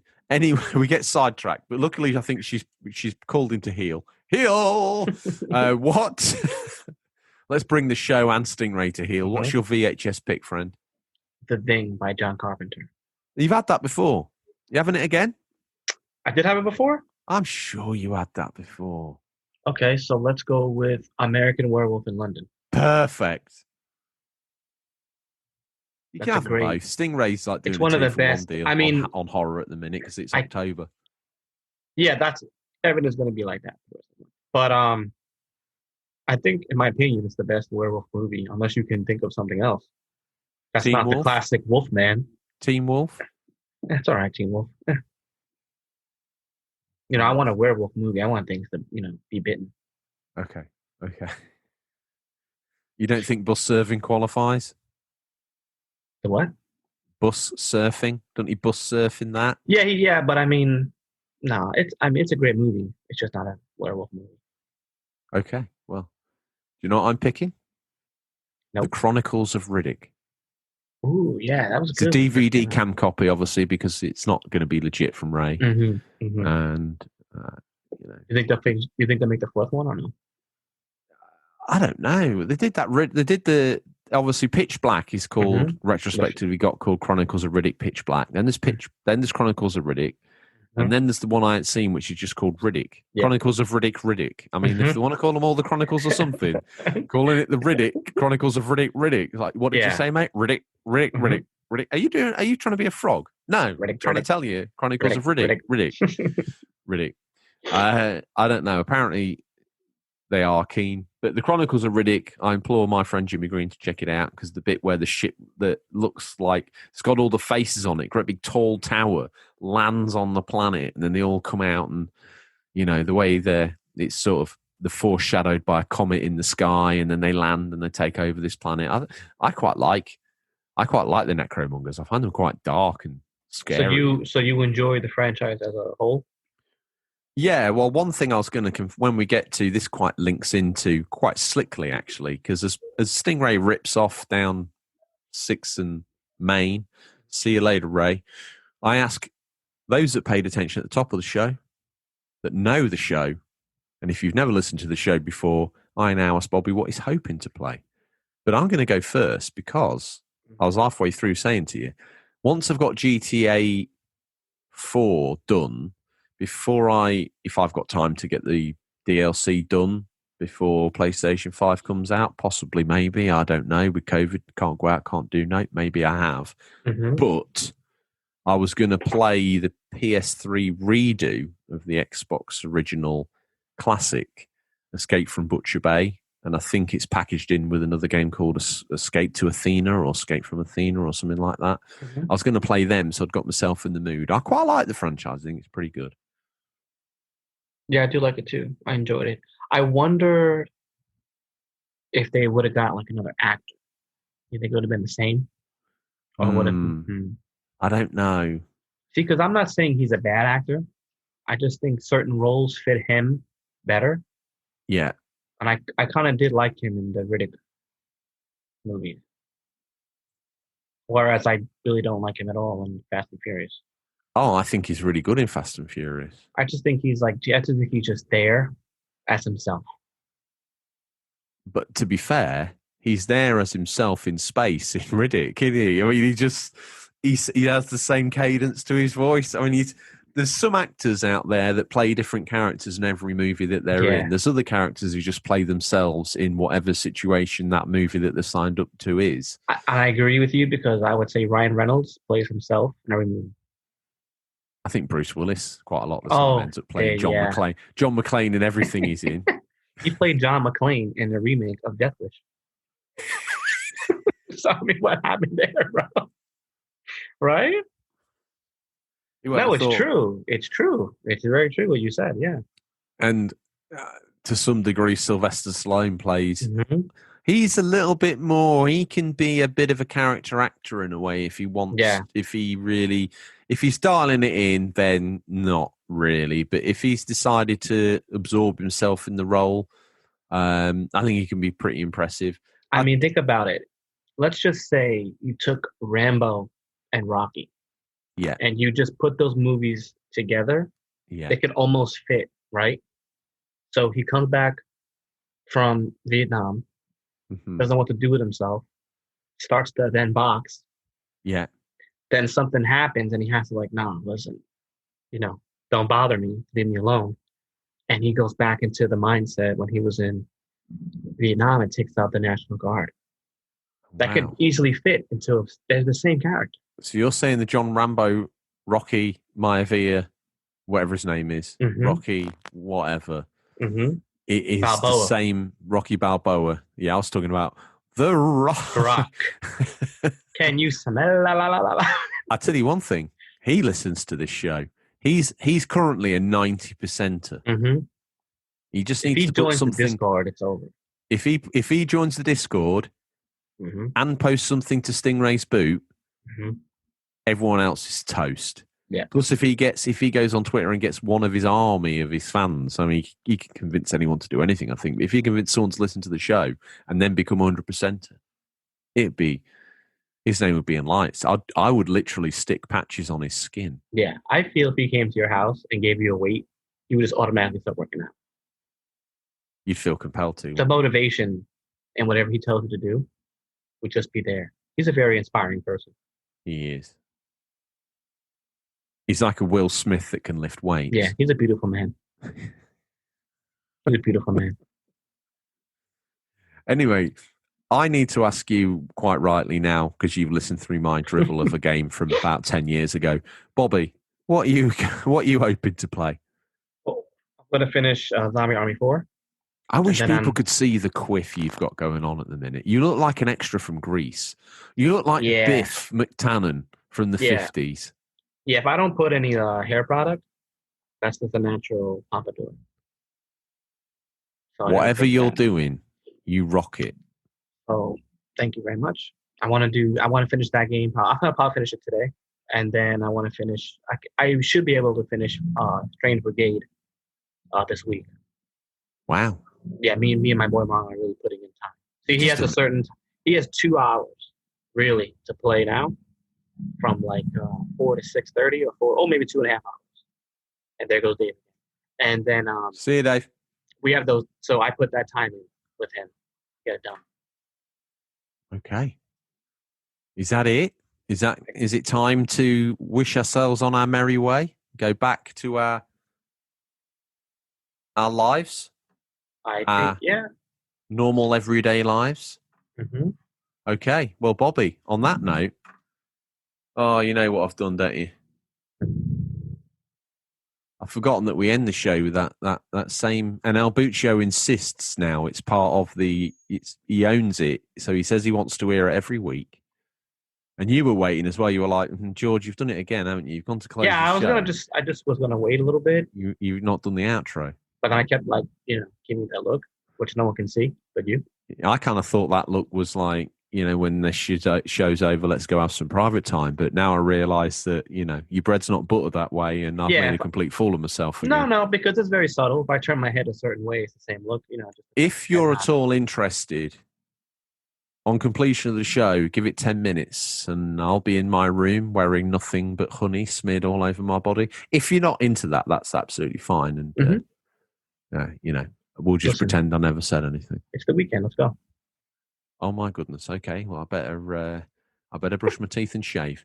That's all we have time for this week, listeners. As always, thank you for your time. We look forward to the pleasure of speaking to you again next week. Until then, happy gaming. And remember, there's nothing wrong with being given the unofficial controller. It's what you do with it that counts. Bobby, I need to borrow a razor, some talcum powder, and some industrial grade toothpaste from yourself. Have an absolutely cracking week. I'll see you again next time. Take care, Bobby. See you later. Bye.